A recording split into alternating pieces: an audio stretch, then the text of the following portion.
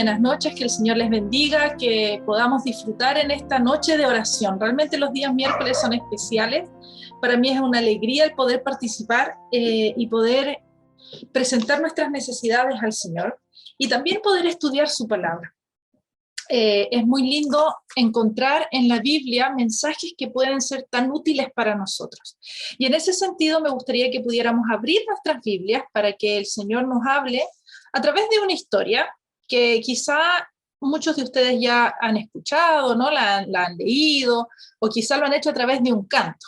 Busquemos ahí en Segunda de Reyes, el capítulo 6. Vamos a leer desde el versículo 1 hasta el versículo 7, y aquí encontramos una historia bastante peculiar, en la que encontramos un poquito, ¿no es cierto?, lo que Dios espera de nosotros o nos orienta respecto de lo que es el liderazgo. Ahora, algunos de ustedes dirán, no, pero yo no soy líder, o yo no trabajo, yo no tengo un cargo, pero todos en algún momento o en algún área de nuestra vida somos líderes. Quizá de nuestra familia, quizá ejercemos un liderazgo sobre los nietos, sobre los hijos, ¿no es cierto? Y tal vez también en el barrio donde nos encontramos, o en las diferentes instancias que podamos nosotros vivir y experimentar. Así que quiero que podamos concentrarnos en qué podemos nosotros obtener de esta historia para ejercer un buen liderazgo, ¿ya? Vamos a ver, dice entonces Segunda de Reyes 6, del 1 al 7. Un día, los profetas dijeron a Eliseo, comentarles que Eliseo, ¿no es cierto?, era un profeta que tenía como un cargo superior al resto de los profetas. Era un ser que había sido, un hombre que había sido elegido por Dios para poder llevar el mensaje al pueblo, ¿no es cierto? Entonces dice, un día los profetas dijeron a Eliseo, el lugar en el que moramos contigo es estrecho, nos quedó chiquito, ¿no? Vayamos al Jordán. Tomemos de allí cada uno una viga y hagamos lugar en que habitemos. Y él respondió, bien, vayan. Uno de ellos le dijo, te rogamos que vengas con tus siervos. Y él respondió, está bien, voy con ustedes. El versículo 4. Fue pues con ellos, y cuando llegaron al Jordán, cortaron la madera. Mientras uno derribaba un árbol, el hacha se le cayó al agua. Y dio voces diciendo, ¡ay, Señor mío, que era prestada! El varón de Dios le preguntó, ¿dónde cayó? Y él le mostró el lugar. Entonces Eliseo, el profeta, cortó un palo, lo echó allí en ese lugar, y el hierro salió flotando. Y le dijo, tómalo. Él tendió la mano y lo tomó. Nosotros siempre miramos esta historia concentrados en el gran milagro. Que flote el fierro es imposible. De repente les ha pasado a ustedes que cuando están en el lavaplatos se sube el agua, ¿no es cierto? Y se les cae una cucharilla, inmediatamente, por más pequeña que sea, la cucharilla se va al fondo del agua. Yo nunca en mi vida he visto flotar un fierro, un hierro, ¿no es cierto? Y esta era un hacha. O sea que tiene que haber sido grande y pesada, ¿verdad? Y se cae al fondo del agua. Y allí Eliseo, ¿no es cierto?, permite que ser utilizado por el Señor para poder realizar un milagro, y esta hacha flota, sale a flote, y este estudiante de profeta, ¿no es cierto?, toma el hacha y se va súper feliz, porque el hacha era prestada, como bien dijo, ¿no es cierto? Sin embargo, quiero que nos detengamos en el liderazgo de Eliseo frente a esta historia. Y veamos qué interesante, cómo en el versículo 1 y 2, los profetas hablan con Eliseo y le proponen algo. Y le dicen, mira, el lugar donde nosotros estamos es pequeño. A lo mejor estamos un poquito apretados, ¿no es cierto? Entonces, ¿qué te parece si ampliamos este lugar? Y Eliseo los escucha. A lo mejor Eliseo podría haber dicho, no, si estamos bien, ya quedémonos así nomás. No, Eliseo los escucha y les dice, está bien, vayan. Y además, ¿no es cierto?, después le dice, no, pero anda con nosotros, Eliseo. O sea, no nos mandes solos, ven tú también con nosotros. Y Eliseo considera lo que le dicen sus profetas y les dice, está bien, y va con ellos y los acompaña. Vemos aquí tres características de este liderazgo: que escucha, que considera lo que los otros le están diciendo, ¿no es cierto? No solamente escucha para decir, ah, ya, no, ¿no es cierto? Sino que le dice, ah, ya, sí, está bien, tienen razón, hagamos, sí, vamos, dale. Y además acompaña. ¿Cuántos de nosotros en nuestro liderazgo, en nuestro rol de padres, de abuelos tal vez, de tíos, nos quedamos solamente en el escuchar? Y a veces ni siquiera escuchamos. Pero ya, tal vez escuchemos, pero no llegamos a considerar lo que nos están diciendo, lo que nos están proponiendo. Y quizá, ok, escuchamos y consideramos, pero ¿será que acompañamos como lo hizo Eliseo? Y entonces yo veo aquí la importancia de que nosotros no solo escuchemos, sino que consideremos lo que nos están diciendo. A veces nos pasa de repente como padres que escuchamos a nuestros hijos que proponen cosas que nosotros al tiro decimos que no, pero démonos la oportunidad de considerar lo que ellos nos están planteando y de acompañarlos en eso que ellos están proponiendo. Muchas veces quizá ellos van a cometer errores como lo que le pasó a este hombre. O sea, ¿a quién se le cae el hacha? Si bien eran profetas, ¿no es cierto? No eran personas que se dedicaban a esto. O sea, ¿a quién se le cae el hacha? Porque tiene que haber salido así como volando el hacha, ¿no es cierto? Porque a lo mejor le dio muy fuerte, pero no la sostuvo lo suficiente y a lo mejor el rebote en la madera fue lo que la hizo volar. Pero fue un error. O sea, necesitamos reconocer que fue un error. Entonces, qué importante es acompañar a aquellas personas que nosotros estamos liderando, pensando en la posibilidad de que ellos cometan un error, como ocurrió con el caso de este hombre, y poder brindar una solución, que fue lo que hizo Eliseo. Porque aquí no dice, Eliseo le dijo, pero ¿cómo se te ocurre que botaste el hacha? Pero ¿cómo no te diste cuenta? Y ahora no, perdiste, o sea, ya el hacha está en el agua, no puedo hacer nada. O incluso decirle, ya, la voy a ir a sacar, pero después de todo ese discurso, ¿no es cierto?, de llamado de atención. Sin embargo, Eliseo no hace eso. Por lo menos no queda relatado eso en la Biblia si es que lo hizo, sino que directamente va a solucionar el problema. Ni siquiera le dice, ya, ¿y yo qué hago? No, él directamente va y le pregunta, ¿dónde está? Y él hace algo para que Dios pueda obrar un milagro.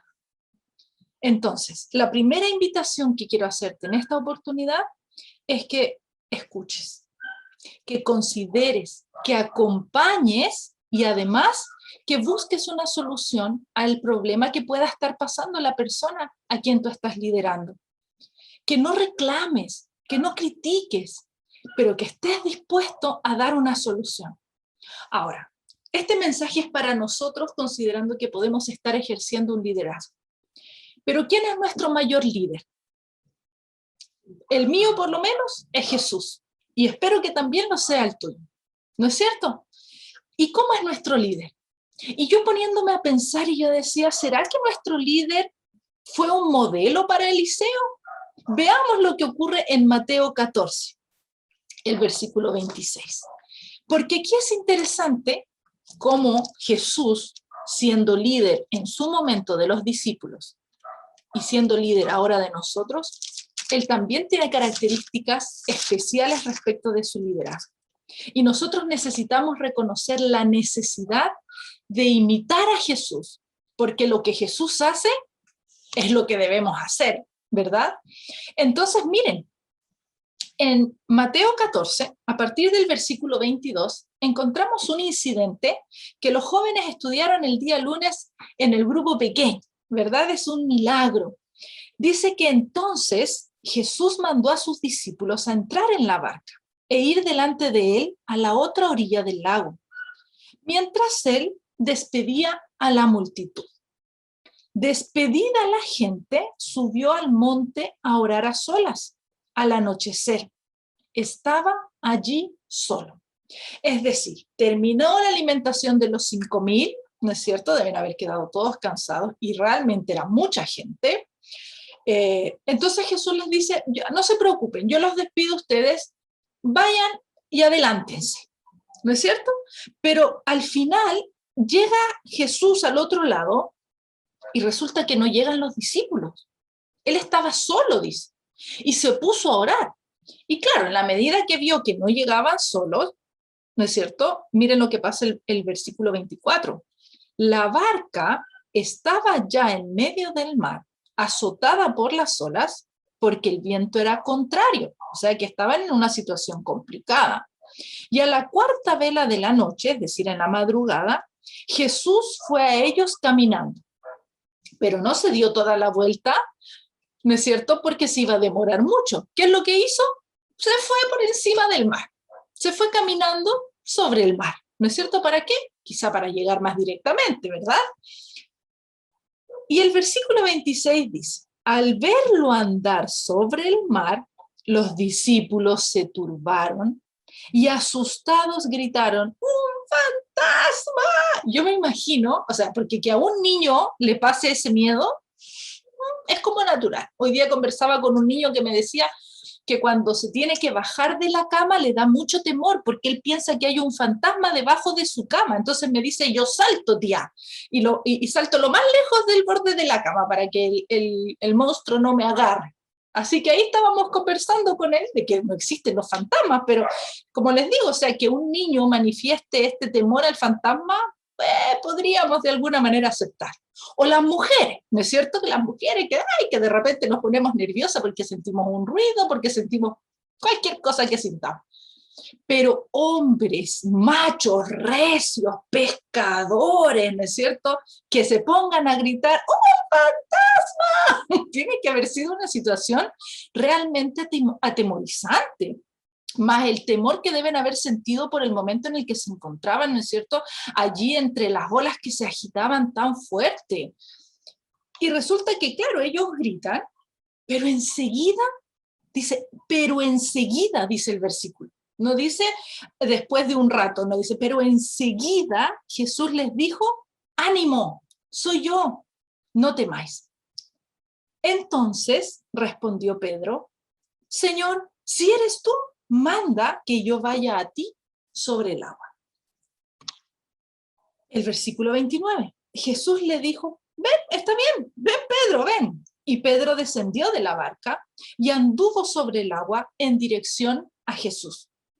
Pero cuando Pedro vio el viento fuerte, tuvo miedo. ¿Y qué pasó? Empezó a hundirse. Se empezó a mojar las patitas, las rodillas, las piernas. Entonces gritó, Señor, sálvame. Al instante, dice el versículo 31, Jesús le tendió la mano, trabó de él y le dijo, ay hombre de poca fe, ¿por qué dudaste? Y lo tiró para arriba, ¿no es cierto?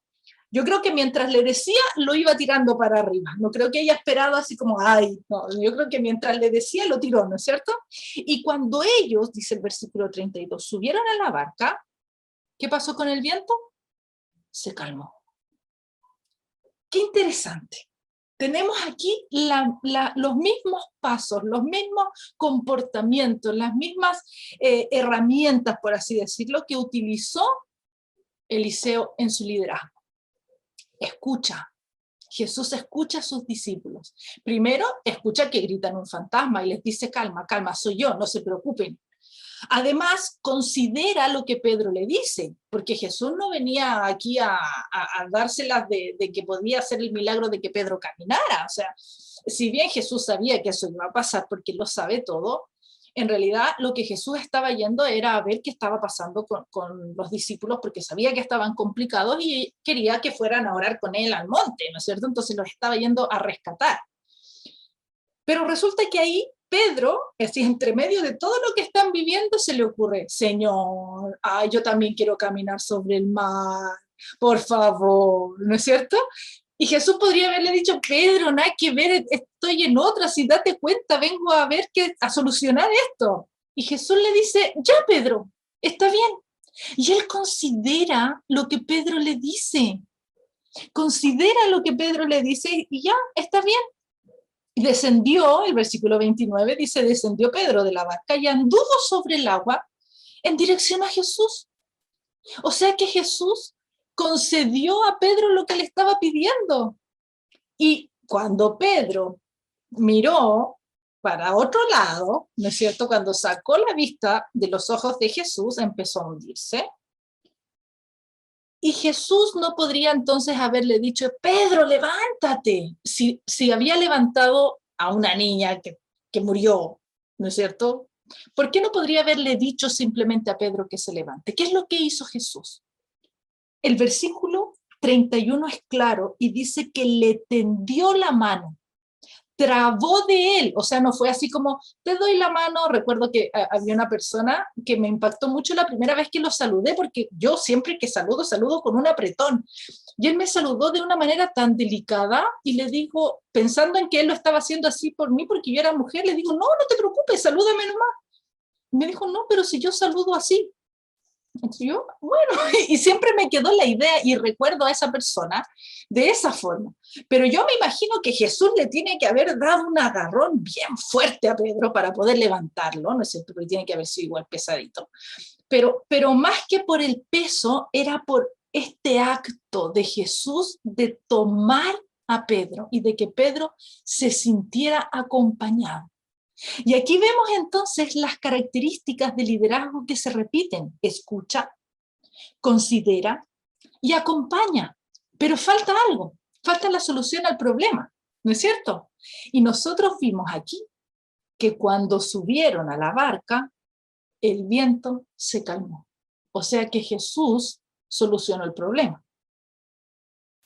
Tenemos un Dios tan maravilloso.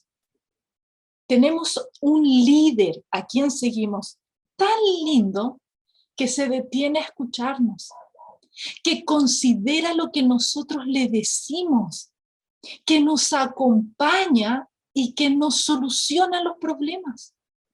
Entonces, si tú estás pasando por una situación difícil, no sientas que el Señor no te escucha. Ten la seguridad de que Él te escucha.